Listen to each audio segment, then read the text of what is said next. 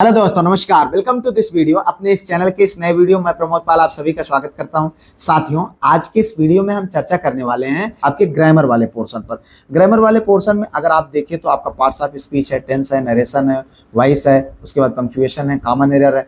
ठीक है, तो इन टॉपिक को आप कहाँ से तैयार कर सकते हैं? सबसे पहले चीज मैं आप लोगों को बताना चाहूंगा मित्र, अगर आपके पास जो है रेन एंड मार्टिन की किताब है तो पार्ट्स ऑफ स्पीच कोशिश करिए वहीं से तैयार करिए, सिंथेसिस को आप वहीं से तैयार करिए।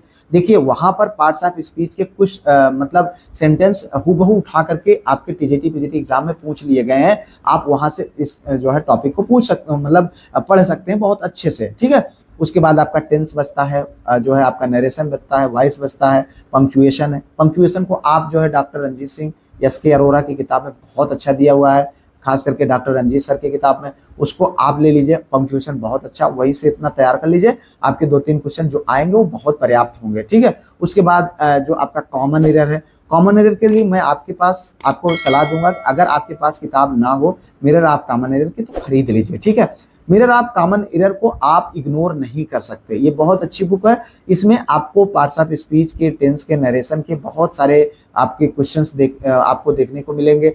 आप मिरर आप कॉमन एरर में जो प्रीवियस ईयर के क्वेश्चंस हैं जो सॉल्व हैं उनको आप सॉल्व करेंगे, वहां पर आप उसके सॉल्यूशंस भी दिए हुए हैं, उनको आप कम से कम 50 क्वेश्चन डेली आप सॉल्व करने का प्रयास करें। इसके लिए आप कम से कम 1.5 से 2 घंटे टोटल, मतलब अपने इस जो ग्रामर वाले पोर्शन में 1.5 से 2 घंटे आप जरूर दें। क्योंकि देखिए मिरर आप कॉमन एरर से जो 50 क्वेश्चन में सॉल्व करने की बात कर रहा हूं, आप कम ही करिए, 30 करिए, 40 करिए, 50 करिए, जितना आप कर सकते हैं, लेकिन डेली आपको करना ही करना है तब तक जब तक आपका एग्जाम नहीं हो जाता है। ठीक है, आप उसके बाद रेन एंड मार्टिन से आप पार्ट्स ऑफ स्पीच, टेंस, देखिए ऐसा नहीं है कि आप डेली आप हर पार्ट को, ठीक है, जैसे आपने मिरर आप कॉमन एरर से 30 क्वेश्चन आपने सॉल्व कर लिया, उसके बाद जो समय आपका बच रहा आप पार्ट्स ऑफ स्पीच को आप पढ़िए। आपके पास कोई किताब है सिंथेसिस को आप पढ़िए, कोई किताब है नहीं तो रेन एंड मार्टिन से आप पढ़ लीजिए। ठीक है, उसके बाद आप टेंस को पढ़िए, टेंस के रूल्स हैं उनको बार बार रिवीजन करते रहिए।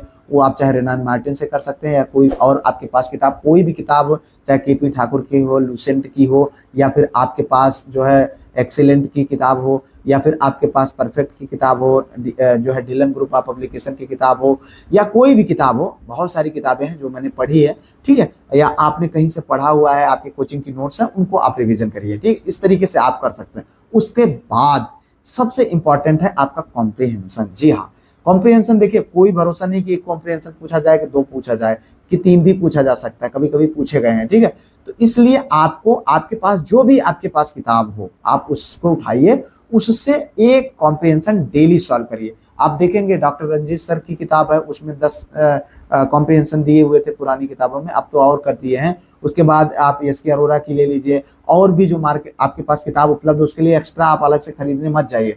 उन्हीं को लेकर के आप कॉम्प्रिहेंशन पर डे, जिस दिन आप एग्जाम में जाएंगे उस दिन से पहले तक आपको हर दिन एक कॉम्प्रिहेंशन सॉल्व करने हैं तो करने हैं। ध्यान से आप समझ लीजिए, मिरर आप कॉमन एरर से 30 क्वेश्चन कम से कम, और आपके कॉम्प्रिहेंशन के 1 क्वेश्चन डेली आपको सॉल्व करने हैं।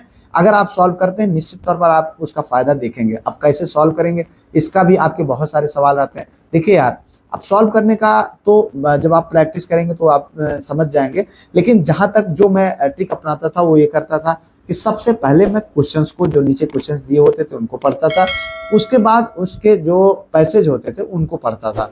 ठीक है, और उसके भाव को समझने का प्रयास करता था। ठीक है, प्रयास इस तरीके से करने के बाद जब आप दोबारा क्वेश्चंस को पढ़ेंगे तो काफी चीजें मतलब होने लगती हैं, और ये प्रैक्टिस का विषय है, इसका कोई जो है शॉर्टकट नहीं है। इसको आप प्रैक्टिस करेंगे निश्चित तौर पर आप देखेंगे आपके अंदर इंप्रूवमेंट आता नजर आएगा। फिलहाल इस वीडियो में इन्हीं सब बिंदुओं पर बात करनी थी।